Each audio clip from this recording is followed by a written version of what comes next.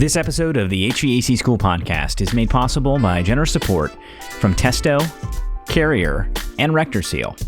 I also want to remind you that the HVAC School podcast is a founding member of the Blue Collar Roots radio network. And the Blue Collar Roots network has a lot of new podcasts coming on. I mean, you're going to see, I think currently we have 5 different podcasts that are in network, maybe 6 now. But the 2 that are already out that you can listen to right now are the HVAC Shop Talk podcast and The Tradesman. Those are both produced by Zach Ciota. It's one of the affiliates of the Blue Collar Roots network. So go check those out. You can find them on the podcast app on your iPhone, or if you have an Android device, I suggest downloading the Stitcher app and listening to it right there. Now, Testo has a great promotion going on right now. It's really an excellent promotion, and it is for the purchase of one of their combustion analyzers. So if you're in the market for a combustion analyzer, or if you've never really done combustion analysis the way you kind of know you're supposed to, now is a great time to get a great new combustion analyzer. And you can find out more about this offer. Essentially what it is you have an opportunity to get a free Testo 770-3, which is their really high-end multimeter that they've got. You can get a free 770-3 when you purchase certain combustion analyzer models from Testo. To find out more, just go to hvacrschool.com/fall promo.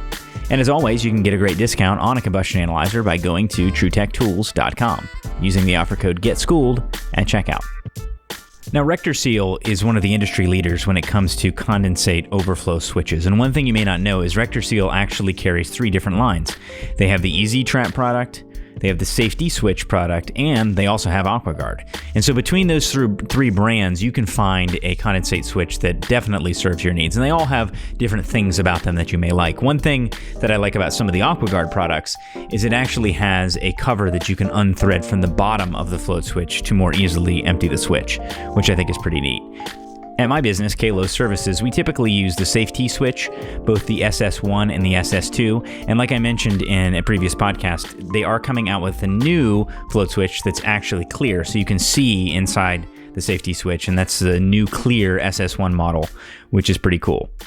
Thank you to RectorSeal for all they do with great products for the industry and their support of the HVAC School podcast. Meet Zoomlock, the 10-second flame-free refrigerant fitting from Parker. Reduce labor costs by 60% with no brazing, no flame, and no fire spotter. Discover how Zoomlock can help you be more efficient and productive. Visit Zoomlock.com for more information. The suction line is beer can cold. It's good enough.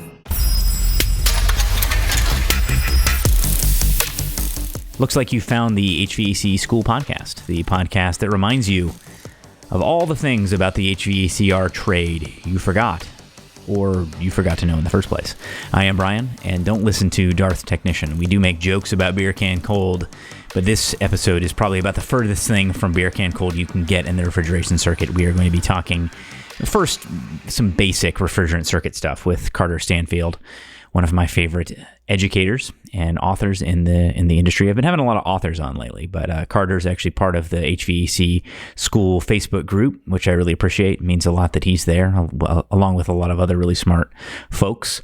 But today we're going to actually talk about the pressure-enthalpy chart, the dreaded pressure-enthalpy chart. So if you are the kind of guy who just wants to grab the suction line and never take Superheat or Subcool, this is like the other side of the industry from that. You may not want to listen to this one, but we get into it. If you want to follow along with this, then I would suggest that you find some sort of pressure-enthalpy chart. We actually talk about the specific page you can go to in Carter's book, but grab a pressure-enthalpy chart so you can plot along if you're driving or whatever. Don't do that. That's not safe. But here we go. Carter Stanfield talking about the basic refrigeration circuit and the pressure-enthalpy chart. All right, so today on the podcast, I have Carter Stanfield, and Carter has done a lot of things in HVACR education. One of the most notable is that he wrote the Fundamentals of HVACR. Many of you may have seen it. It's got a ice cube on it that's on fire, so it's it's got a very dramatic cover, and it's a great resource. So I asked Carter to come on, and we're going to talk a little bit about the pressure enthalpy diagram, which is, traditionally a very technical seeming and almost on the edge of being unnecessary for the average technician, but I want to kind of humanize it, and I figured there was nobody better to do that than Carter. So first off, thank you for coming on the podcast, Carter. Sure, glad to do it. If I can do one little correction or edit, I'm one of two authors on that book. My partner, David Scavs, wrote half of it, and it's listed by my name a lot. So he frequently doesn't get the credit that he truly deserves. I could not have written that book by myself. Good to make sure that everybody's properly attributed. Somebody who's been doing it as long as you have, I know that there's a family business element to this that was involved with this, but I'd like to know, well, how did you get into the business in the first place, and then how did you get into education? My father started an air conditioning business, I want to say around 1968. I was 14 or 15 years old at the time. When Dad would go somewhere, especially night calls, weekend calls, I rode along.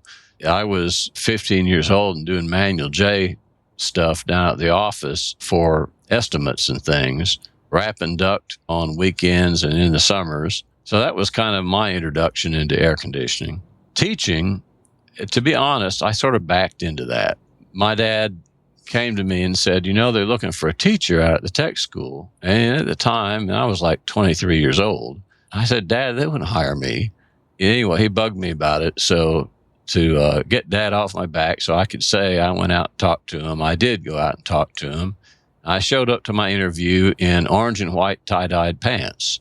I took some tests, and talked to him. And to my great surprise, they called me back in, about a week and wanted to hire me. And then I had a decision to make. I actually dropped out of college so I could start teaching. I don't think that would happen today.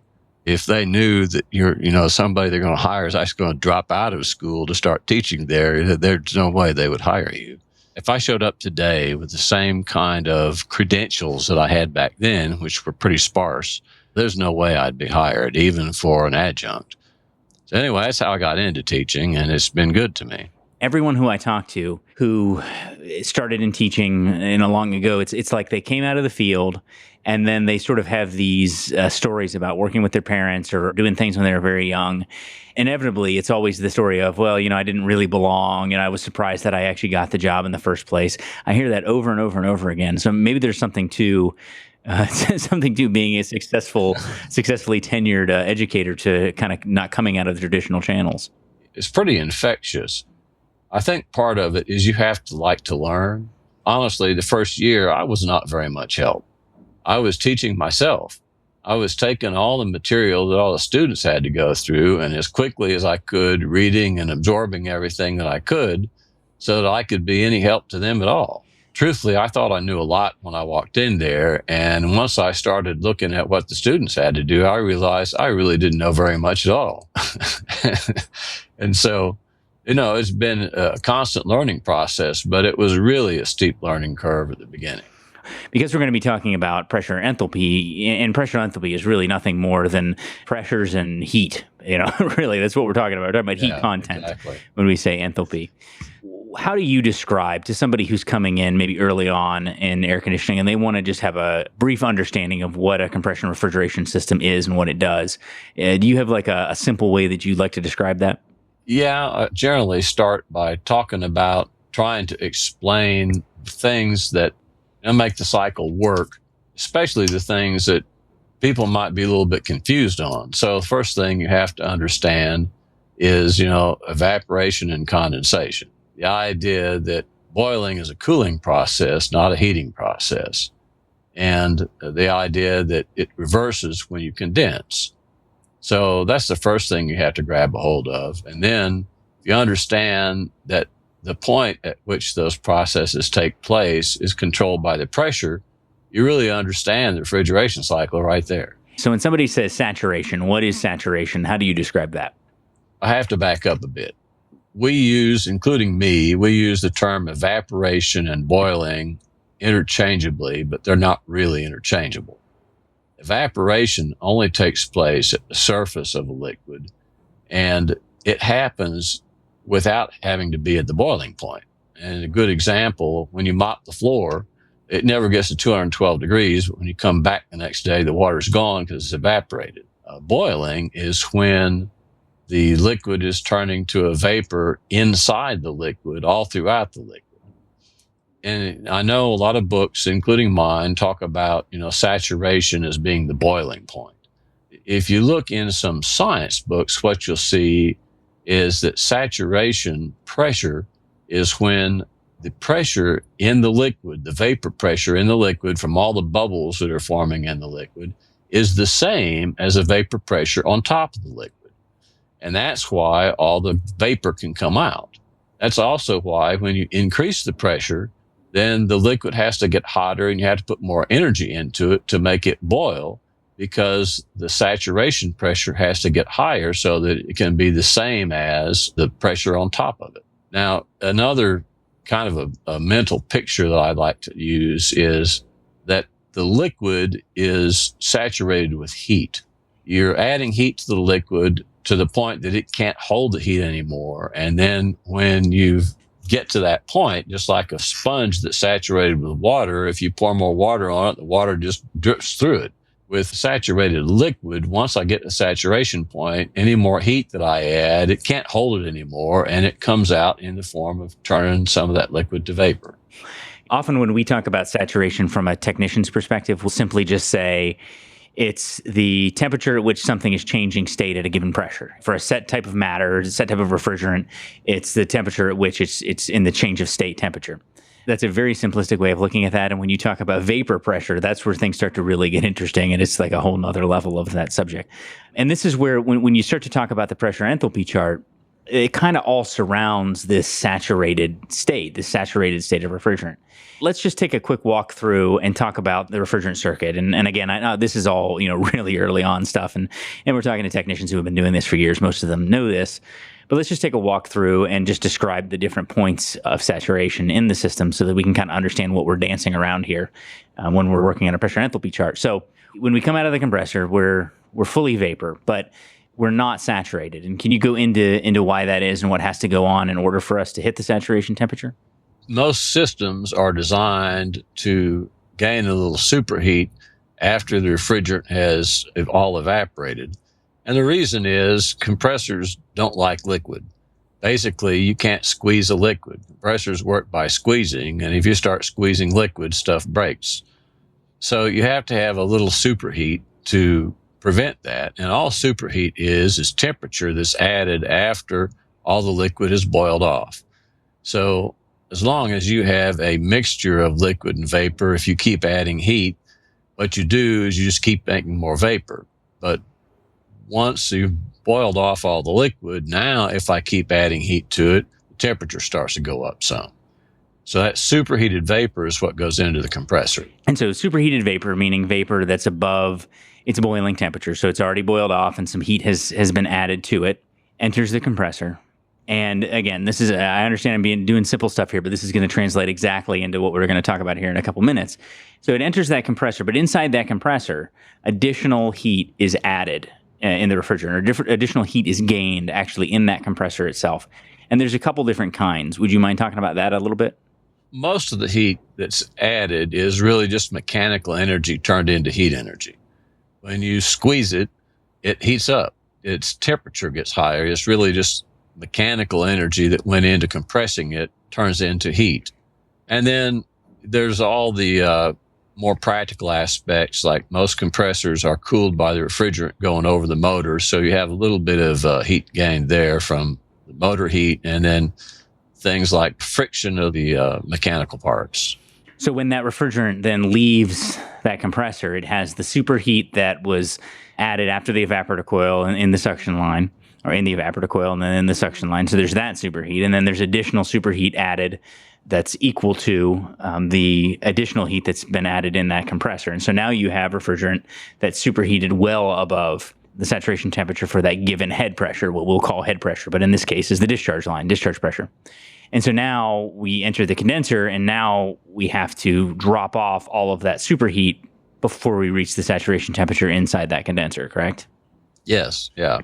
Because you're heated up above the point where it can condense, heated up above the saturation temperature. So the first amount of cooling that you do basically just drops the refrigerant temperature. And then when you hit saturation, then you start to condense. most of the technicians listening to this are going to be, residential, light commercial technicians. So the bulk of condensers out there are air-cooled condensers. And so primarily that heat is being rejected to the outdoor air through the condenser air that's traveling over. So initially, the first part of that condenser coil is going to be rejecting heat that is just superheat. So it's dropping in temperature. But then it hits that saturation temperature, and now it just stays at the saturation temperature until it goes from 0% liquid, 100% vapor, 0% liquid, all the way to 100% liquid. And so once it hits the 100% liquid point, then we start to drop temperature below that, and that's called subcooling. You can actually see that to some extent if you take like an infrared thermometer and, scan the end loops of a condenser while it's operating. You can see a fairly quick temperature drop in the first few loops where you're desuperheating, and then temperature is more stable through, the bulk of the condenser. Although truthfully, you usually do drop a little bit of temperature because there's a little bit of pressure drop going through those tubes. Then at the very end, you can see the subcooling when, again, you get more temperature drop because you're taking out sensible heat instead of latent heat. Yeah, and you make a good point, because that's an error that a lot of technicians make early on is, they may be working on a rooftop unit or something where they don't have a liquid port, and so they're connecting to only the discharge line, which is the line between the compressor and the condenser, not after the condenser like we're typically used to in a liquid line. And so they'll attempt to take a subcooling reading, and they'll notice that they have, abnormal subcooling, in most cases abnormally high subcooling. And that's simply due to the fact that there is pressure drop across that condenser coil. And inevitably, there's always some. In some cases, there's more than others. And that leads to what you mentioned there, that you do have higher head pressure at the discharge line than you do at the liquid line. Yeah. All right, so now what's the next thing that occurs? Well, in most systems, then we have the metering device, which will be, either a orifice or an expansion valve, or now in some systems, electronic expansion valve. You drop the pressure, and that drops the temperature, and your pressure and temperature drop back into the saturated region so that you can feed the evaporator with low temperature liquid. The term that a lot of people will use is flash gas. Is that a term that you use? Yeah. Some percentage of the refrigerant going through the metering device will flash off to a gas as it goes through the metering device. So you end up with somewhere around 25 or 30% of the refrigerant, depending on how much subcooling you have, flashes off, and that helps drop the temperature of the remaining liquid. So that what's going into the evaporator, I normally don't call it a saturated liquid. I call it a saturated mix. People say, saturated liquid, saturated mix, flash gas. It means that you have a mixture and it's no longer 100% liquid anymore. I've heard it said that the percentage of decrease as far as, let's say you have 100% liquid as it enters that expansion valve, we'll say it's a TXV, that the percentage of drop off, so let's say it's now 80% liquid and 20% vapor, is proportional to the temperature differential between the liquid line, so how much subcooling there is in the liquid line, and then the end temperature in the evaporator coil itself, so the actual boiling temperature in the evaporator coil. I haven't heard that before. Only thing I know for sure is that the more subcooling you have, the less flash gas you have. And that one of the places that high efficiency units pick up efficiency is by adding subcooling. Right. It's one of the easiest ways to do it. When you have more subcooling, you're saying effectively your liquid line's cooler. I mean, that's another way of saying that, right? And so a cooler liquid line is then closer to the temperature that you're going to achieve in the evaporator coil. And so I think this is, you've seen two things happen simultaneously in high efficiency equipment. In some cases, you're seeing higher subcool, but then you're also seeing lower condensing temperature, which we run into this issue where our subcooling bumps up against the outdoor temperature in the first place, which that's simply to say that you can only get your liquid as cold as the outdoor temperature is without some other form of mechanical subcooling, which does kind of create a limitation. Sure. We drop down and now we start boiling in our evaporator coil. And I think this is where that term boiling in the evaporator coil, and you alluded to this earlier, may be one of the most challenging terms in our industry. And so could you speak to that a little bit? Yeah, and it is, when you talk about, we've got this boiling cold liquid, that's kind of counterintuitive to, your perception of the world.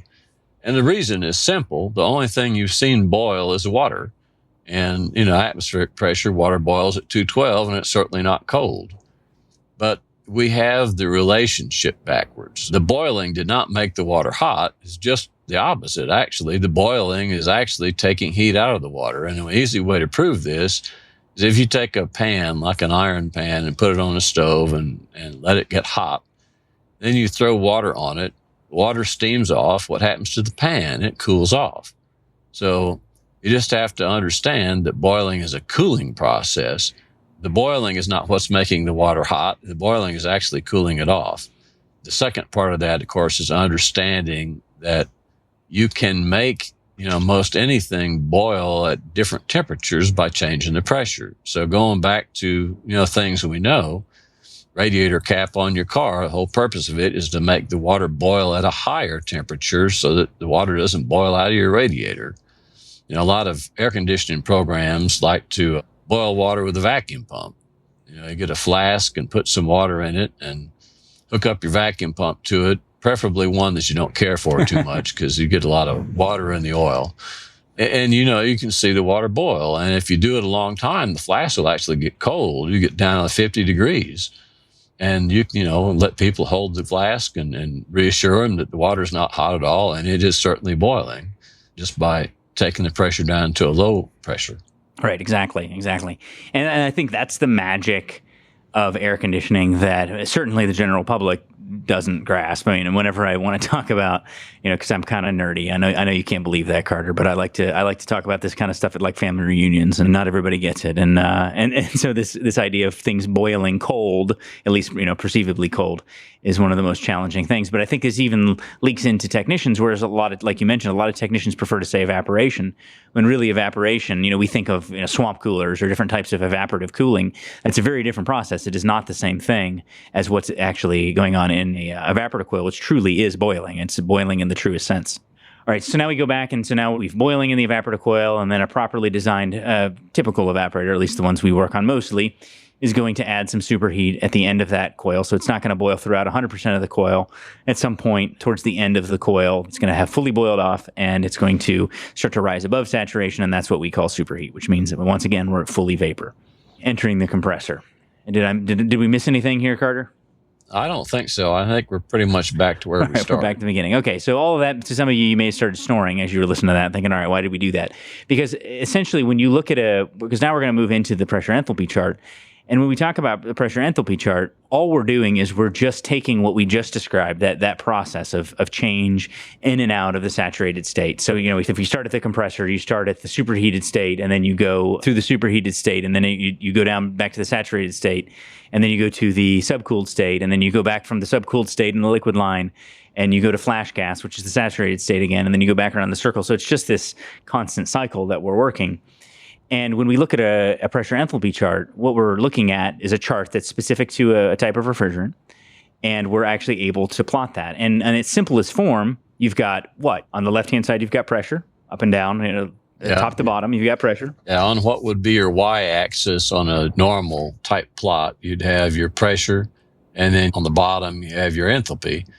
And it's important for people to understand that when you're looking at pressure, it's not a linear arrangement. In other words, the lines aren't all equally spaced based on their value. It's more like a logarithmic arrangement. And the reason for that is so you can fit it all on the chart. If you had every line be the same value, the enthalpy chart would, be several feet high, and it would just, not really be possible to plot it. Right, exactly. And from a practical standpoint, if you look at a common, I'm looking at an old school, it says Freon R22 DuPont chart here. And if you start at the bottom, it starts at 0.6 and then a 0.8 and then 1, and then immediately it starts jumping up. So it's 4, 6, 8, and then 10, 14, 20, and then 20, 30, 40. So the scale changes as you go from top to bottom, all the way up to 5,000 at the top. Right, exactly. And it starts jumping by hundreds at the top. And so, and as far as we're concerned, I mean, that's just so it can fit on a page and cover a lot of ground. But really, it's very, very simple. We're just, the bottom is low pressures and the top is higher pressures. That's from top to bottom. Exactly. Yeah. And then from left to right, we're looking at enthalpy. And I'd be interested in you kind of defining that quickly, because again, that's one of those big scary words that technicians, they kind of tend to shy away from. But really, it's not that complicated. Well, for our purposes, enthalpy is the heat content of the refrigerant. As a matter of fact, they really tell you that when they tell you that it actually says enthalpy and then a space BTUs per pound. So it's the BTUs per pound of the refrigerant. It's kind of funny in a way, though, because the zero enthalpy is at minus 40 liquid saturated refrigerant. So they're actually, if you look at the chart, you'll see that there's negative enthalpy. Obviously, there's no such thing as negative heat. It's just talking about the heat content compared to the heat content of minus 40 saturated liquid. And as far as I know, the reason it's that way is they have to have some place to start. Right. I've tried to find out why they chose that. I found some chemistry explanations, but the chemistry explanations don't really jive with the refrigerant. So I'm not really sure about that aspect. But I do know that all the refrigerants, if you look at the chart carefully, you'll see that zero enthalpy is at like minus 40 liquid saturation. Well, and this is another thing for those of you out there who feel overwhelmed sometimes when we talk about things that maybe you don't have a real context for. Just remember, Carter's been doing this 40 years and he still has questions and he's not exactly sure why things are the way they are. So the deeper you get into it, the more questions you have, and you inevitably find questions that are hard to answer. That's just part of the business in general.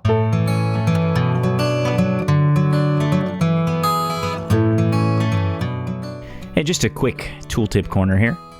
I wanted to talk to you about the Testo Smart Probes again. I've talked about them quite a bit, but there is something that technicians don't do as much as they could do, especially when they're working on split systems. It's just a good reminder out there.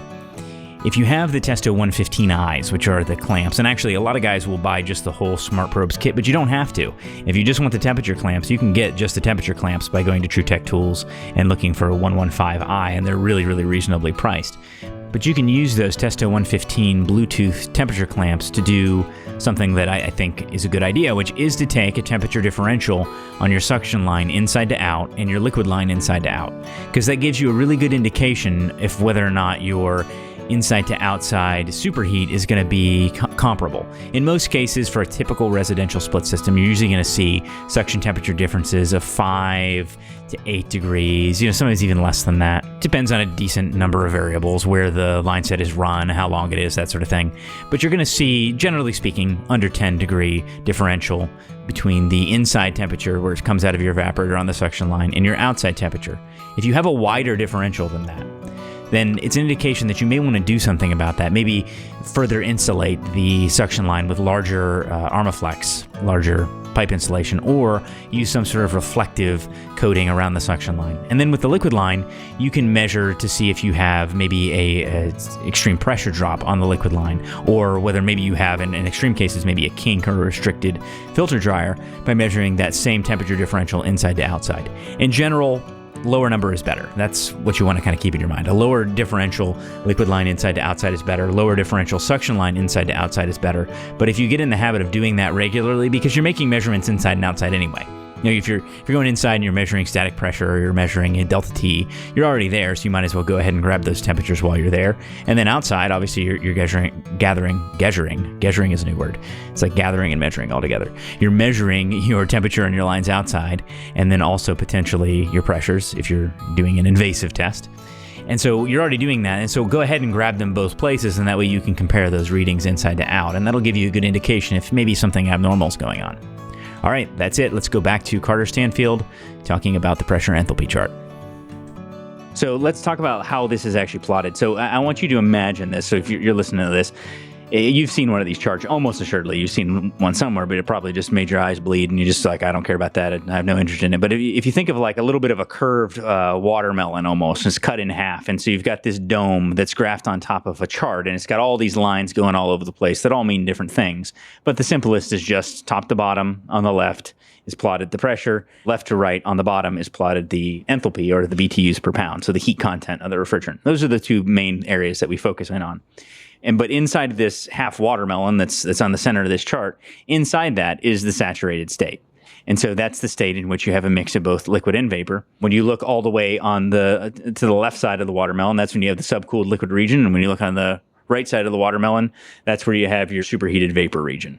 So now we've got watermelons and all that out of the way. Any other way that you would describe this to somebody who's maybe seen one before, but trying to give them the picture in their head? Well, I use the term shark's fin. Ah, yes, that's probably better. Yeah, I like that.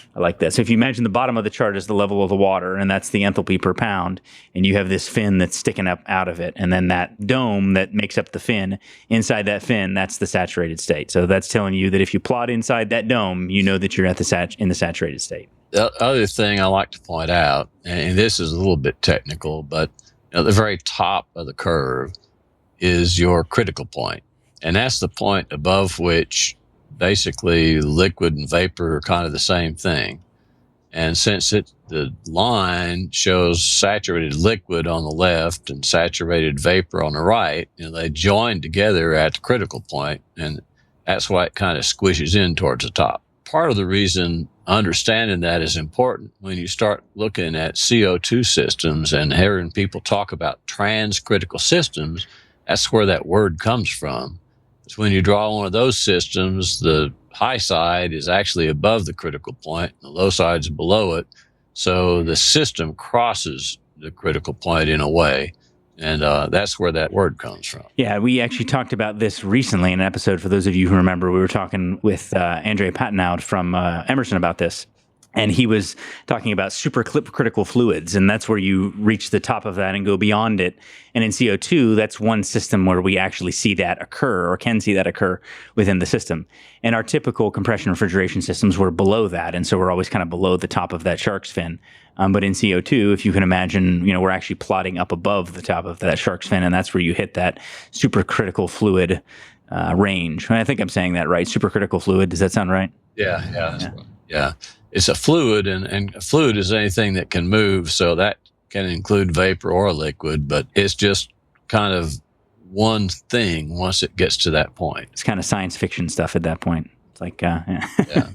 All right, so when you're plotting, so let's say that we were going to take a typical system. So we're just going to take a typical R22 system, and we want to plot it on this R22 chart. And for those of you who actually have Carter's book, he actually covers this in chapter 19. It starts at page 280. So in the Fundamentals of HVACR, this is actually covered in there. And I need to stop here and just say that Carter, when I asked him to do this, he warned me that he doesn't even really like to consider this part of the basics because it is a little bit more complicated than a lot of technicians really probably need for the basics. But I like to do it because I think it's a good way for you to hopefully not be so overwhelmed by it if you ever happen to bump into one of these charts or you're in the company of someone who wants to reference one. At least it'll give you something to kind of go off of.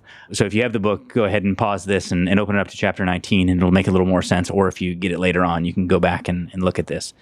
But if you were going to plot a typical R22 system on this, where would you start on this chart?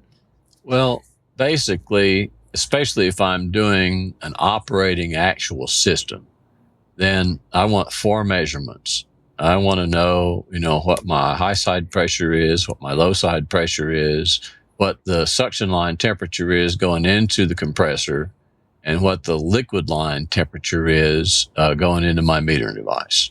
Those are the 4 measurements that I need. And from those, we can draw most systems. This is assuming we don't have big pressure drop from, say, the condenser to the metering device and some other things, but that'll give us our basic plot. And so what's the shape that we're drawing on this? Is that a polygon? Is that the way you would describe that? What is this shape? To me, it's closer to a parallelogram. Okay, right. Except the left side is the shape of a box. So on the left side looks like a rectangle and the right side looks like a parallelogram. Got it. Parallelogram is basically looks like a box that's been whacked on its side, kind of leaning. So I like to draw the high side line and the low side line first before I even know where the corners are going to be. So I draw the lines all the way across the shark's fin, and I'll find the intersections later. Got it. Okay, so that makes sense. So you take because you're going from the left side is your pressures. That's just top to bottom. That's right. So you just pick your pressures. Yeah. You take your 2 pressures and you just strike lines all the way across. Exactly. I'll find the corners later. And You just have to caution people that you got to take your gauge pressure and add 15 to get to your absolute pressure, because the enthalpy chart, the pressure on the enthalpy chart is absolute, usually not gauge. Right. So as an example, if you're looking at 80 absolute pressure minus 14.7, or like you're saying, 15, that's 65 in gauge pressure. So what you're seeing on the left there is always has that additional 14.7 or 15 if you want to round up. That's the atmosphere all around us. Now, as a practical matter, when you go to draw that line, you're going to see that, like on the one I'm looking at, I've got a line at 100 and I've got a line at 200. So knowing exactly where, 130 is, that's kind of a guesstimate anyway. Right. Which is why if you were wanting to do this for an engineering purpose or something, you would either do it on a much blown up version or you would do it via software. This is more so for, demonstration purposes, if technical. Yeah, exactly. Yeah. And there are apps that if you know enough to play with them, you can get your exact numbers from them. But anyway, I draw those two lines first. So I have, my condenser and evaporator, at least the basic line for it. The next thing I normally draw is the compressor. And that's what you need the suction line temperature for. You basically just follow that evaporator line out until you see an intersection with the temperature that you measured. And the temperature lines are more or less vertical. They're vertical, but they veer off towards the saturation line on the vapor side. So you find that intersection of the evaporator line and the suction line temperature, and that's where the refrigerant's going into the compressor. Now, the physics of the way compression works, the pressure increase will follow line of constant entropy. So those fairly sharp diagonal lines that you see on the right, those are entropy. And you find the nearest one and kind of go parallel to it up until you intersect the condenser line. And that's going to be where it leaves the compressor and enters the condenser. Got it. I'm following. Yeah, okay. So I'm still looking for the lines of constant entropy. You actually lost me there a little bit. When you say lines of constant entropy, what does that even mean? What do those represent? Yeah, that is a very difficult thing to have a simple answer for that makes sense with refrigeration. In general, entropy is everything's natural inclination to go to the most disorganized state possible. So if you can imagine what your truck looks like at the end of the week on Friday after you've had 3 emergency calls, that's lots of entropy. Now, in terms of the measure, what I normally think of the lines of constant entropy, they are really, for our purposes, they're the lines of constant specific heat, meaning the amount of heat that I add to each pound of refrigerant to raise its temperature 1 degree stays the same along that line. Something that a lot of people don't realize is that specific heat is not constant for all forms of vapor. In other words, as the pressure changes and even as the temperature changes, the specific heat of that vapor changes. So these lines, if you follow that line up, it always takes the same amount of BTUs to raise 1 pound of refrigerant 1 degree. And that's why when you're compressing the refrigerant, and you're putting that mechanical energy into it, and that's raising its temperature, the pressure and the temperature increases at a predictable rate, and that rate is along that line of constant entropy. Okay, I think I got it. That's something that I'm going to need to actually do a little more research on, because that's a little above my pay grade. But okay, but I see what we're plotting here at least, and there are these very kind of steep lines that go if you can kind of imagine, if you're going from the bottom up, they're kind of more to the left, and then they go more toward the right, but they're very steep. They are very steep. The steepest diagonal lines on there, I know there's a lot of lines crossing. Of course, another way to do it is to also measure your discharge line temperature. The problem that you get is you got another 50 to 75 degrees of discharge line temperature inside the compressor itself that you can't measure. If you're looking at a hermetic compressor, the discharge gas temperature inside as it leaves the head of the compressor is like 50 degrees hotter than that discharge line coming out the shell. Oh, really? Interesting. That's one of the reasons why, I'm sure you've heard that you don't want the discharge line temperature to get much hotter than around 200. You see different numbers, 180 to 220, depending on who's giving you the number. But it's all usually around 200. Well, the reason is mineral oil starts to break down around 300. And if we know that it's 50 to 75 hotter inside the compressor than where we're measuring that discharge line, that means, if it's 200 outside, I'm getting perilously close to 300 on the inside. Right, in the actual head of the compressor itself. Exactly. Right, exactly. Where that oil is needed most. Yeah. So you could plot it by measuring discharge line temperature. You just don't really get as accurate a measurement as you might need. I don't know it would make that much difference, but your line going up for the compressor wouldn't be quite as steep as probably it should be. You follow your condenser across. Now what you want to do is find the intersection of the condenser line and the temperature that you measured on the liquid line. Now, on most pH charts, unfortunately, there are no temperature lines visible on the liquid side. But the way you can find them, the temperature lines are nearly vertical on the liquid side. So you find the saturated liquid temperatures on the liquid curve and you go up. And that's the way you find your liquid temperature. So your liquid line temperature, you find that intersection of the condenser and the liquid line temperature. And that's going to be the corner, leaving the condenser and entering the metering device.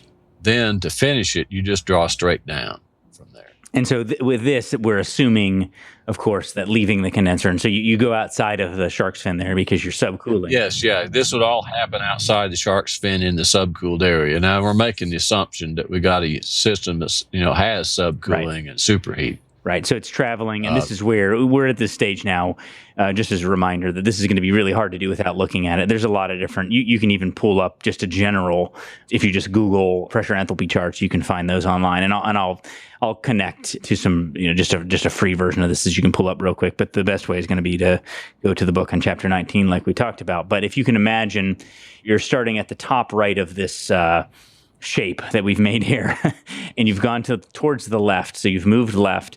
And as you moved left, you went outside of the shark's fin because it became subcooled. And so as it became subcooled, it actually dropped outside of the shark's fin because the shark's fin represents a saturated state. And so now from there, you go straight down and that's where it goes in and out of the metering device. And where it comes out of the metering device, that becomes the bottom left-hand corner that we reference in this shape. Right. And that's where the refrigerant would be entering your evaporator. And on these kind of typical shapes, we're really not accounting for much pressure drop in any of in a line set, say for a split system. I mean, we're really just counting on the fact that everything's direct coupled. If you had a situation where there was pressure drop, then you could certainly plot that. You just wouldn't have a straight line then, correct? Right. Yeah, that's true. I'm sure that could be done. I've never seen it actually done. One of the things to keep in mind is that, again, we're up in a region where each line represents like 100 pounds of pressure. So if you're trying to draw a line that has maybe 10 pounds of pressure difference from one side to the other, and the space there represents 100 pounds, it's literally going to be like maybe the thickness of a line. It's going to be very hard to see. Correct. But this is, like I said, it is a nice visualization tool, and that's something that I think technicians would benefit from if they can kind of visualize this. Because one thing that has helped me is the distance in between that bottom line and that top line. It does represent the compression ratio. I mean, it represents how far it's traveling. So talk a little bit, if you would, about compression ratio and what that means and how this can kind of help you with that. Well, a compression ratio is literally just the ratio of your absolute high side pressure to your absolute suction pressure. It's just literally saying how much you have had to compress that gas. And it's common sense. The more you have to compress it, the more energy it takes and the less gas you move.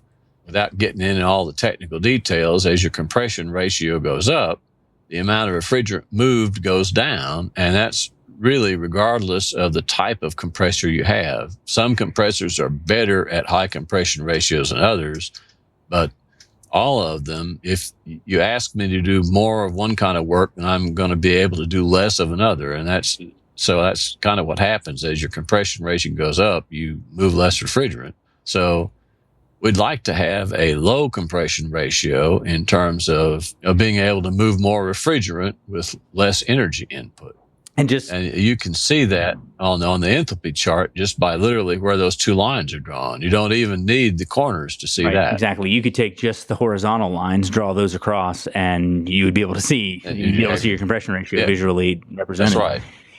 And you could have, multiple scenarios or multiple designs drawn on the same chart even, and have just a visual comparison of, what would happen if, and then draw it out. Right. And I think it's because again, we get kind of bogged down in the lines and the numbers and all this kind of thing. But if you just take those two lines for a minute and you say, okay, this one line, here's my discharge pressure, and this other line, here's my suction pressure.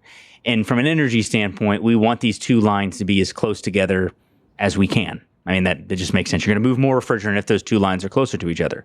But we've got another challenge here, because the reason why we have to separate these lines anyway is so that we can move heat in and out of the refrigerant. So we have a temperature differential. And those of us who have worked on practical air conditioning systems, we know our condensing temperatures have started to drop. So whereas we used to see 30 degrees over ambient condensing temperatures, now in many cases we're seeing 15. And we're even seeing some cases where our evaporators are getting larger, and so we're seeing lower temperature differentials even on evaporators in some cases. And so when you consider that you're bringing those two lines closer together in order to make a more energy efficient system, the challenge is the medium that you're rejecting the heat to and the medium that you're absorbing heat from. You have to still stay within the ranges of what we have to work with. And one thing that hasn't changed is people still like it about the same temperature inside their house, and the temperature outside hasn't changed too terrible much either, depending on whether or not Al Gore's right. So, so we have the same kind of baseline thing that we're trying to accomplish, but in doing so, we want to keep those two lines as close together as possible in order to still perform the heat absorption and rejection job that we have to do, which is easy to see that when you're looking at these lines on the enthalpy chart. With respect to the evaporator side of it, we have to be careful that we still can take some water out of the air. At least here in the Southeast, we have to. Absolutely.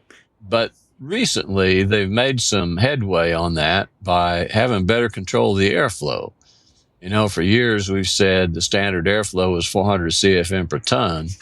I just put a new 20-SEER system with an ECM motor in my house and a variable speed compressor, and I've kind of been watching it because it'll tell you the speed the compressor's running at, and it'll tell you the airflow that you're getting. And my system tends to run closer to 300 CFM per ton, and part of that is it lets me set the humidity I want, and instead of setting it at 50%, I'm setting it at 45%.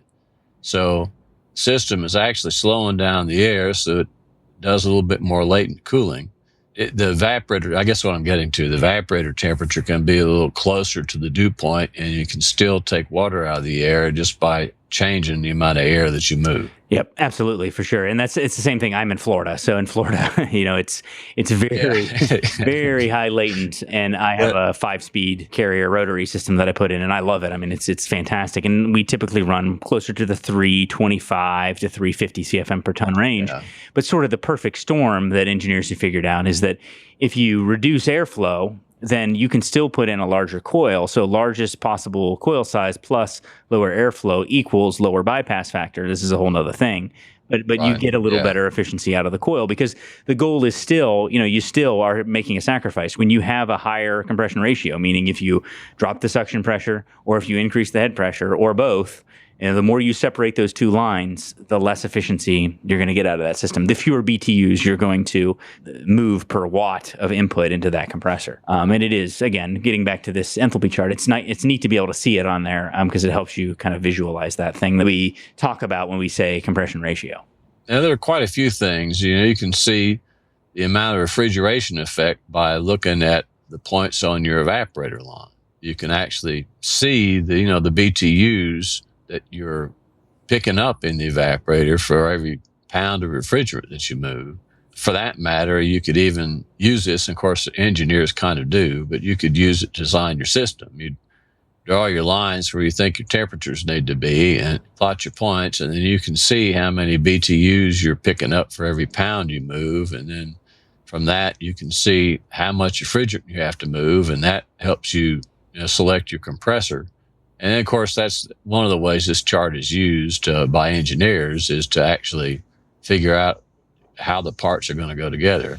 Right, because pounds of refrigerant moved, and that's kind of one of the phrases that I put in a recent article that I wrote is, we move heat on the back of pounds of refrigerant. And that's one way to think about that. And so when we talk about an sizing expansion valve, for example, we say, well, it's a 4-ton valve or it's a 5-ton valve. But really what we're saying is that this valve is designed to move X pounds of refrigerant, and this compressor is designed to move X pounds of refrigerant. And the ability at which it does it also relies on the compression ratio. So if you have a cold indoor temperature with a hot outdoor temperature, that means you're going to run a higher compression ratio, which means that you're going to move fewer pounds. And if it's the other direction, then you're going to move more pounds, which goes directly to the efficiency, which is why when you look at capacity on systems, you'll notice that they're rated at a particular set of conditions. And when those conditions change, that piece of equipment doesn't produce the same amount of capacity in varying circumstances. So it's all... Yeah, a lot of people don't seem to understand that. The AHRI rating is literally at one specific set of operating conditions. That's something a lot of folks don't understand. Well, very nice. Well, we've hit our mark here, Carter, so I really do appreciate it. I think it's interesting. This may be for maybe the slightly more technical technician, but again, for those of you who have listened, if you heard this and you're like, I don't know what they're talking about, well, go find yourself a pressure enthalpy chart, a pressure enthalpy diagram. You can pick up Carter's book a lot of different places, but go to chapter 19 or page 280 and work through that. And I think it's going to give you a really good picture of what's going on inside of a system that you may not have even considered before. So, Carter, what is a good place do you have a preferred place that people can go to get your book? Well, if somebody's going to school, then I usually tell them to go to the school bookstore. If somebody's just picking one up, you can pretty easily find it on Amazon. Got it. Amazon's a good place. That's where I bought my copy, was on Amazon. And yeah, it's a great book, and I really like the way that Carter writes. And then also, like I mentioned before, HVACR Fundamentals.blogspot.com is Carter's blog, and there's all sorts of really nice articles in there as well that you can dig into, and encourage you to follow what he does. As someone said this recently, that Carter Stanfield doesn't speak a lot, but when he does, you should listen. And I thought that was a pretty nice compliment. Yeah, I saw that. That was a very nice compliment, especially coming from the person it came from. Yeah. Well, thank you, sir. I appreciate it. And hopefully a lot of people get a lot out of this, and I hope to have you on again sometime. Okay, thank you.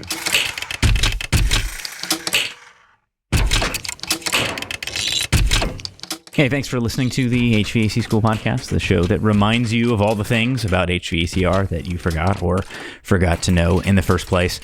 Again, I'm going to remind you about the Blue Collar Roots Network. We're actually going to have a website for the network. Not too long. I'm not going to announce that URL yet, but I will announce some of the other shows that we're going to have right now. Actually, I won't announce the name of the shows, and I won't announce the hosts. But we are going to have a show that talks about HVACR and building science. We are going to have a show that discusses tools and kind of reviews different tools and products, which I think a lot of you will enjoy. And we're also going to have a show that relates to the business side of running a service business. So if you are a business owner, we're going to have a show that covers that for you as well. And these are all going to be coming out pretty soon, pretty darn soon. But the two podcasts in addition to this one that are already out are the HVAC Shop Talk podcast and The Tradesman, which are both hosted by Zach Ciota. The HVAC Shop Talk podcast is also hosted by my good buddy Ralph Wolf. So go check those out, subscribe to them. That's my ask for today. I'll save asking for reviews and all that stuff on this show for another time. But if you want to go just subscribe to those two podcasts and help boost some of Zach's numbers, give him the faith that joining forces with HVAC School and the Blue Collar Roots Network was a good move for him, you can do that there. Now, one thing that this is actually absolutely true. I've talked to my wife and said, if I ever wanted to go to Europe, I think I would want to go to Switzerland. Even though Switzerland does have, kind of a questionable past with being neutral, even in World War II, which, there's something kind of negative about that. But the flag is a big plus. See you next time on the HVAC School podcast.